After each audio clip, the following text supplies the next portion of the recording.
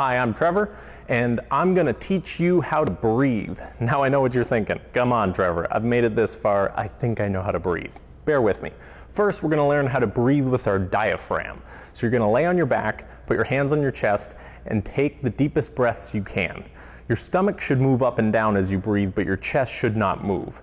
If you find it a little bit tricky, try putting a weight on your stomach and breathe into the weight. Make it move up and down. This might help a little bit.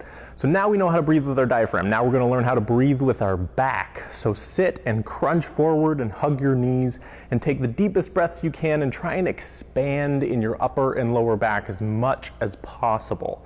Now that we know how to breathe with our diaphragm and we know how to breathe with our back, we're going to take in the deepest breath we possibly can. So go deepest breath you can. And now we're going to learn how to actually take in the deepest breath you can, because you probably didn't take in the deepest breath you actually can. So instead of just taking the deepest breath you can, you're going to do that, and then you're going to try and breathe in more and breathe in more, and do that about 5 times. It'll look something like this. You'll go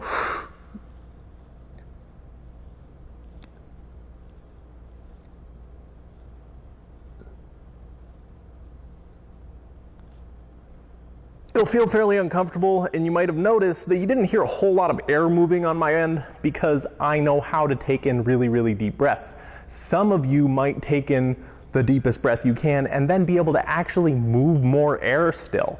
This kind of teaches you and trains you to actually take a real, true deep breath. Now we're going to learn the Valsalva maneuver.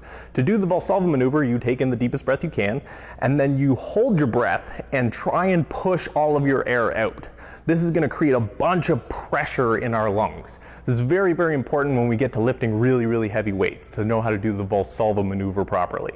So that's it. That's how you breathe. Now that you know how to breathe, that's the first step and probably one of the most important steps to making your form fit.